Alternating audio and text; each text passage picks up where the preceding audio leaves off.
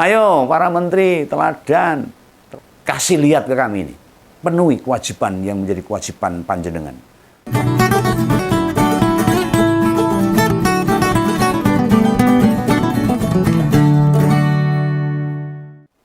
Ya, kita ini sebagai masyarakat harus benar-benar nih nanya serius ini. Ini pada para jajaran pejabat ini tak wakili. Utamanya para menteri atau wakil menteri, staf khusus, utusan khusus atau kepala lembaga yang kemarin sudah dilantik Pak Prabowo itu. Tanggal berapa tuh? 21 Oktober. Ini beneran nih, ini beneran mau kerja serius atau enggak sebenarnya ini? Ini bukan asal tanya loh Om Begawan. Pertanyaan itu Om Begawan lontarkan itu mendasarkan informasi dari KPK. Bahwa mereka belum menyebut atau sudah menerima LHKPN dari pejabat-pejabat tadi yang sudah dilantik. Ini harusnya kan laporan dulu baru dilantik loh harusnya itu. Memang sih komitmen seseorang dalam pemberantasan korupsi itu tidak bergantung pada salah satu indikator. Misalnya segera nyerah ke LHKPN. Ya ngompol semuteng, Begawan juga mudeng. LHKPN itu apa toh? Itu laporan harta kekayaan penyelenggara negara. Nek tertib dan patuh pada aturan, kuwi wae ora iso, tidak terpenuhi. Lah bagaimana dengan godaan-godaan duit yang banyak itu? Mengelola negara duitnya ribuan triliun. Nah itu keraguan aja yang muncul ini akhirnya. Jadi memang sudah ada ketentuan ini sebenarnya tuh. Bahwa semua pejabat negara, baik pejabat politik maupun pejabat struktural, mesti nyerahin LHKPN. ASN misalnya, alias pegawai negeri, ya nyerahke secara rutin. Bahkan semua pejabat itu tiap Januari mesti melaporkan kekayaannya, perkembangannya. Kalau ada yang ujuk-ujuk, mak bedengus. Hartanya jadi banyak ya, akhirnya ditanyain, ternyata dapat warisan. Atau jual apa gitu, jadi banyak. Nah kalau naik pejabat politik, itu rutin menyerahkan tiap tahun selama menjabat. Nah begitu rampung, ya mandek. Tapi kalau PNS, kayak kepala dinas, sekda, pimpinan BUMN, jaksa, Pak Hakim, termasuk TNI Polri, camat sampai lurah, semua harus menyerahkan. Nah presiden dan wakil presiden itu sudah menyerahkan sewaktu keduanya jadi calon itu. Baru mau dipilih sudah diserahkan dulu. Seharusnya loh menteri-menteri itu kalau mau dipilih ya suruh buktikan LHKPN-nya dulu harusnya. Jangan dibalik. Sehingga tidak perlu membuat keresahan kalau itu. Beda dengan presiden dan wakil presiden. Sekarang udah nggak dioyak-oyak lagi. Nah Om Begawan ini bukan mau membongkar-bongkar loh atau mau ngoyak-oyak. Nah gimana nih para pejabat baru yang dilantik? Kok ndang gage ora gage-gage nggarap HKPN? Atau baru mikir-mikir yang mau dilaporkan yang terlihat saja itu akal-akalan ya bisa. Nah ini perlu masyarakat paham ini. Kita paham kalian itu sibuk lah. Ya yang ada yang menyibukkan diri ya ada lah. Apalagi menteri baru, jabatan baru. Durung yang kementeriannya dipecah-pecah itu. Ngulik kantor aja belum ada. Masih menata, staf dan sebagainya belum ada. Nah sembari memenuhi itu semua harusnya kan bisa dicicil untuk melaporkan itu. Ya karena gini loh. Menurut Deputi Pencegahan dan Monitoring KPK itu, Pak Pahala Nainggolan itu namanya. Hingga awal minggu ini 4 diantaranya berkomunikasi dengan tim LHKPN KPK itu. Bahasa Pak Pahala itu loh. 4 berkomunikasi itu menandakan belum ada satupun berkas LHKPN pejabat baru yang masuk dari yang sudah dilantik itu. Ini piye ini? Ini harusnya Pak Prabowo malu ini anak buah urung do laporan. Ngoyak-oyak kancane ini malah dia sendiri belum laporan. Ya mungkin tidak semua gak mudeng. Mungkin loh. Banyak kok yang sudah ngerti gimana caranya ngisi itu. Mudah. Kan yang baru menteri atau pejabatnya lebih dari 4. Nah, lainnya kan beneran wis jago ngisi itu. Yang baru-baru mungkin agak bingung, apalagi yang suka berhubungan dengan hal yang nggak enak itu. Pasti bingung mau ngisi itu. Ngakali piye itu mungkin bingung. Ini tidak menuduh loh. Ini faktanya begitu. Ya semoga lah segera menyerahkan LHKPN untuk para pejabat. Nah kayak menteri periode yang lalu itu loh. Itu wes ahli untuk melengkapi form LHKPN itu sudah ahli itu. Atau bekas para petinggi TNI Polri itu sudah selalu memberikan laporan itu. Atau bekas para petinggi pejabat yang lain lah, atau dosen. Ya gak akan kesulitan buat segera melaporkan. Ya kebetulan sekarang kan mau akhir tahun tuh. Sekalian sebagai laporan LHKPN akhir tahun. Jadi dia sudah mudeng. Nah yang lain gimana nih? Kok pada diam saja nih? Ini 1 bulan loh dari sejak para menteri dilantik loh. Apa iya nggak segera kelar? Lah bondone kekayaannya wakai ra umum jadi bingung mau nulis itu.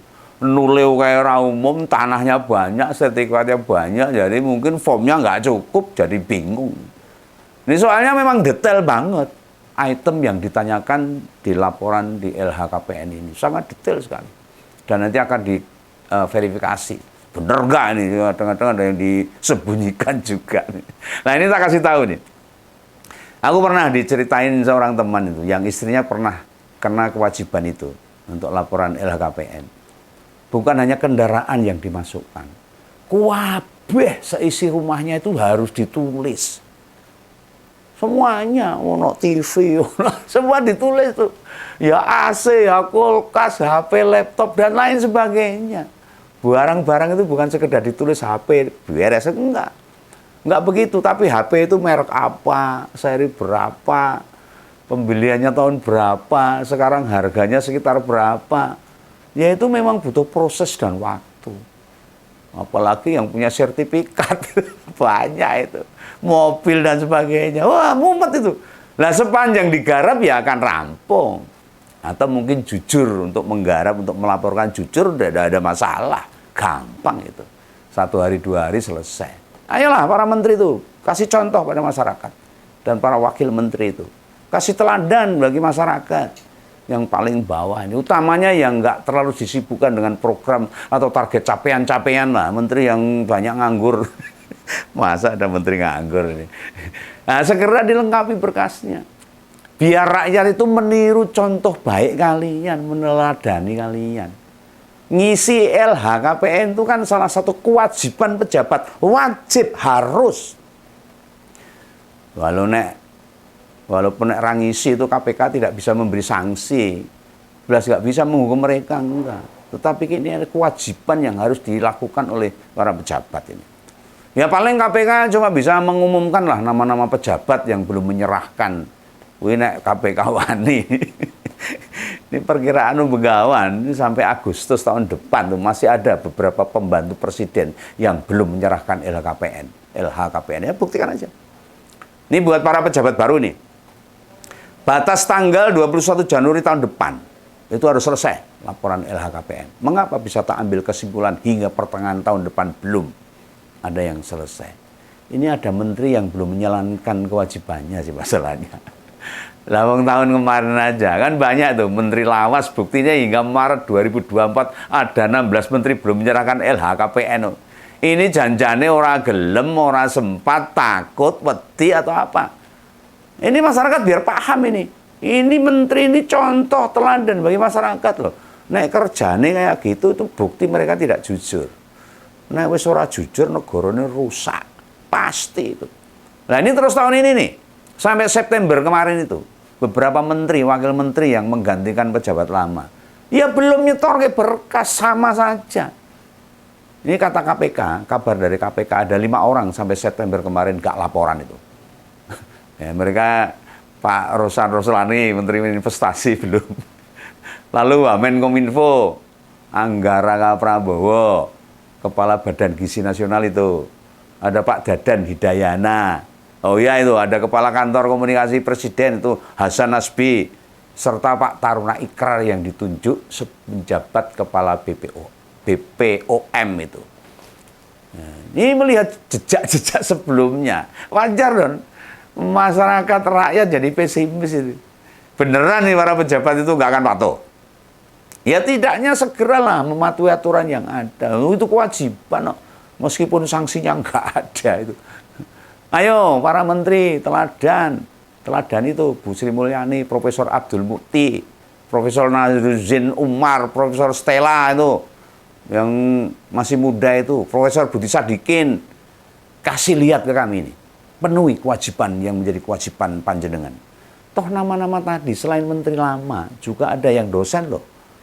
Lah LHKPN-nya tinggal update saja kan gampang loh. Tinggal mengganti yang beli baru, misalnya HP-nya beli baru tinggal ditambahin aja. Oh, ini nek sing genah mumet seser Pak Budiari ini. Ini mesti mumet ini. Termasuk Pak Hasan, Haikal, Noel, Pike, apalagi Raffi Ahmad ini mumet ini membuat laporan LHKPN itu. Bondone ora umum kok. Syarat-syarat ini formnya mesti segini ini. Nah ini kadang-kadang yang membuat mereka males itu. Misalnya harta dia dan bininya itu aja pusing itu. Apalagi harta-harta yang dititipkan di beberapa pihak, perusahaannya dan sebagainya. Mumet ini. Bukan hanya itu, sepertinya Raffi Ahmad itu loh. Sampai gak ngerti ya, PIN ATM atau password bankingnya udah bingung. Saking banyaknya tuh. Masih ngumpulin data kekayaannya dia butuh waktu setahun untuk ngetek, untuk memberikan data. Nah ini yang perlu disampaikan oleh masyarakat. Ini soal ini KPK tolong jangan pasif, harus terus untuk tegas kepada para pejabat. Karena ini kewajiban. Ingat loh, citra kalian lagi turun saat ini di mata masyarakat, merosot. Kami ini wis gak respect dengan progres penegakan hukum di Indonesia ini. Yang selalu tumpul ke atas dan tajam ke bawah. Termasuk pemberantasan korupsi. Kami belum percaya dan tidak respect. Status batalnya status tersangka Gubernur Kalimantan Selatan oleh Hakim Sidang Pra-Peradilan itu. Lalu juga tidak segera ditahannya Pak Sahbirin Nur itu. Ini sangat mengecewakan masyarakat. Dan semakin tidak percaya dengan institusi hukum di Indonesia ini.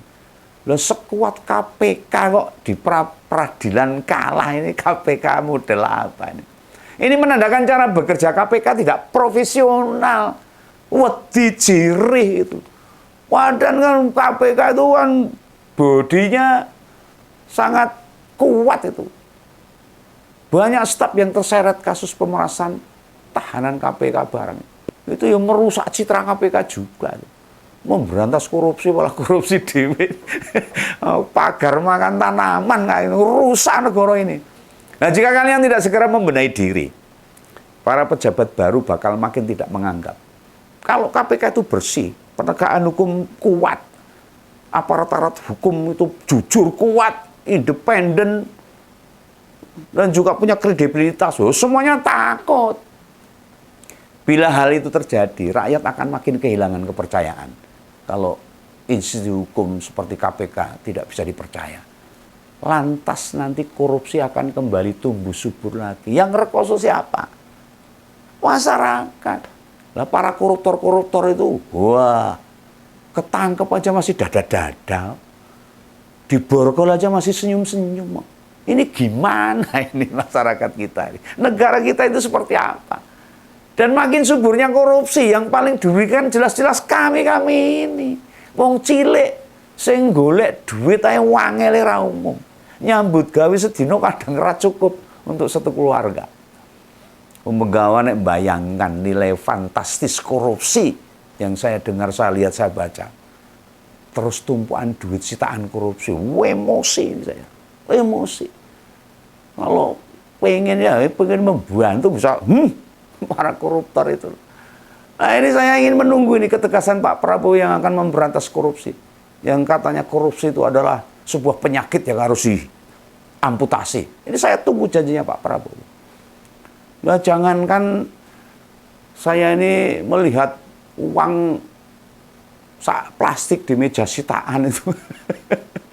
Selembar dua lembar saja ini. Bisa 2 hari kerja keras loh rakyat ini. Iya. Nah ini buat Pak Prabowo ini. Yang sekarang ini lagi muter-muter di luar negeri. Monitoring dan pantau para pembantunya Bapak. Tidak usah berharap Wapres yang nandangi. Wis ora bakal iso itu nanti. Ya dia jangankan mikir anak buah, mikir dirinya sendiri aja boh iso apa ora. Sudah ada beberapa hal yang tak singgung tentang kinerja wakil presiden di awal pemerintahan ini. Harus kesannya itu kerjanya serius, harus dikesankan serius. Dia hanya mencari popularitas saja. Fokusnya cetok toh. Sing ditandangi itu atau yang dikerjakan lah kalau bahasa Indonesianya itu. Ya nggak ada efeknya. Dari catatan Begawan hanya beberapa menteri yang progresnya bagus. Itu ada Pak Amran yang kemarin ngerampungi masalah peternak susu di Boyolali. Peternak sapi lah, bukan peternak susu. Peternak sapi susu perah di Boyolali. Pak Ara wis bekerja sama buat aksi mendirikan rumah rakyat.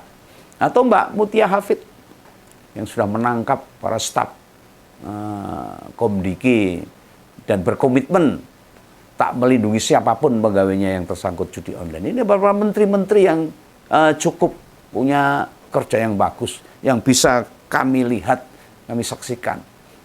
Lah liyane menurutku ya semua ngomong-ngomong cok. Pak Wafres asik dengan kegiatannya sendiri, tidak memperlihatkan seorang pemimpin yang berdedikasi. Dia lebih suka dengan membangun citra aja, popularitas saja, daripada bekerja membantu meringankan beban rakyat. Ini yang masyarakat tetap harus menunggu. Saya sampaikan kepada Pak Prabowo, saya dukung Pak Prabowo untuk memberantas korupsi. Bahwa korupsi adalah virus penyakit yang harus segera diamputasi di negara kita ini. Salam Begawan, salam Ompol. Dadah.